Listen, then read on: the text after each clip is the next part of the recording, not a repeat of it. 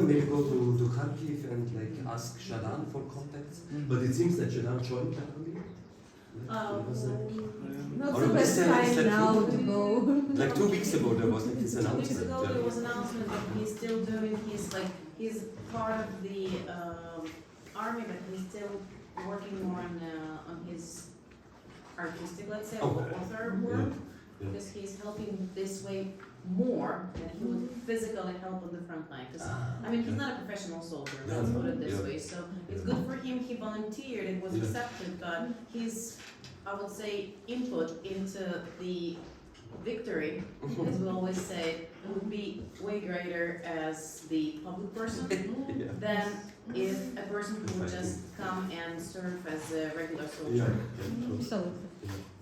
Absolutely. Well, what can I ask you? Like, what I would say struck you most about Ukraine when you first came? Because, like, in the West, there are so many stereotypes. There are many discussions and thoughts of, let's say, professionals who know better how we are and what to do and so on. When you came, what kind of surprised you or shocked you? Let's say in a positive or a negative way. No, in a very positive way, like the energy.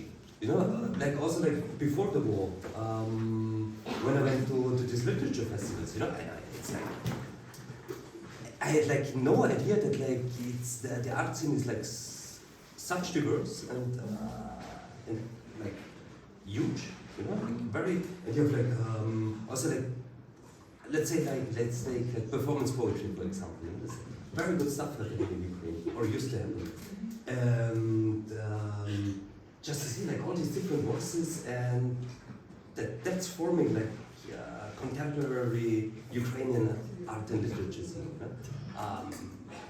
So it's very boring what's happening in Austria, like, compared to Ukraine. Have you seen the line to the theater when a few weeks ago we had a premiere in the Kyiv National Theater, and the line for the tickets was more than a kilometer long, to get the tickets to see this performance.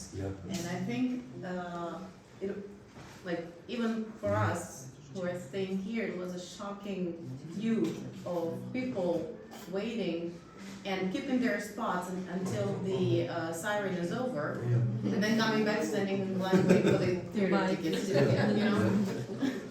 So that's the spirit, I guess, that is surprising. That's impressive. Yeah, the spirit, that's a good thing. Yeah, that's good.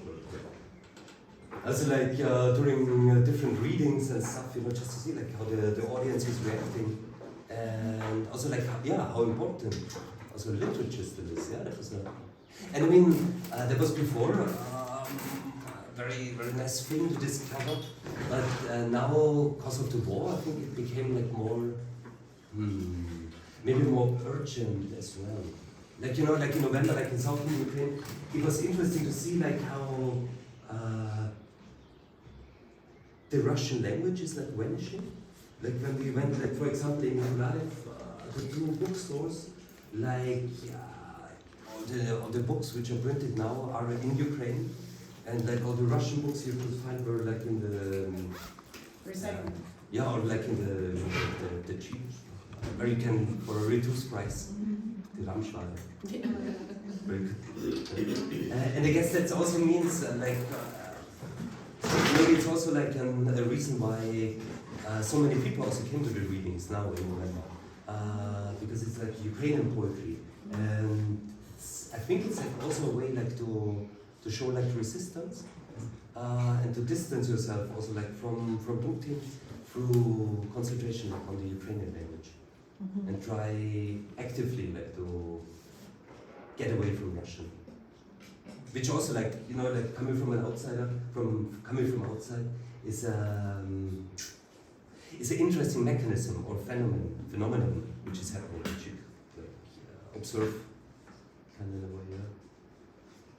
Yesterday we had a day of our national clothing. It's Vyshamanka Day. It's our embroidered shirts or dresses, and we had big celebration here. We had a children's concert and a very positive event that is happening annually every 16th of May.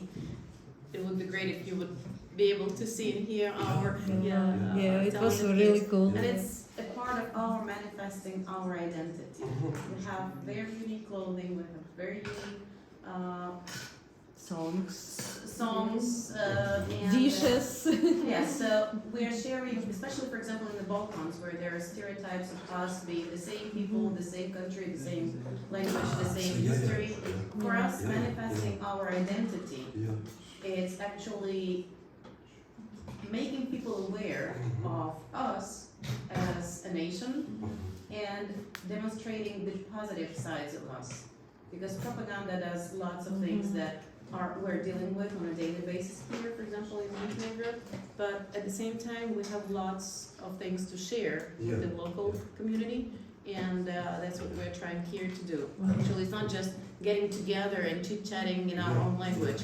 It's actually promoting our culture, promoting our history, promoting ourselves as people who are friendly, who are peaceful, who are fighters at the same time, and who are here for everybody to see us, the true identity of ourselves. So I think that's the place you're visiting, but that's what pretty much you're doing. It's not just, again, a get-together place for us to see each other. As Anna mentioned our yesterday event, Robert, have a present for you.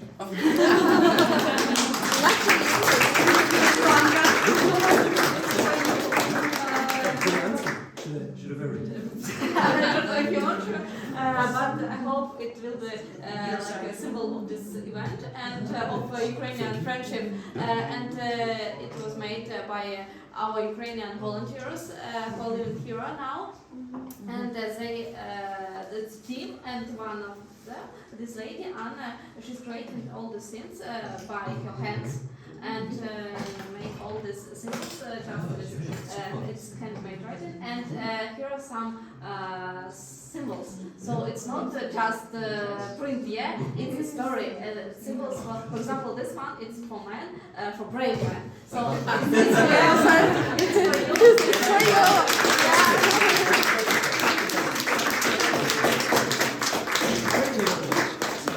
Dan would like it. And it's fine.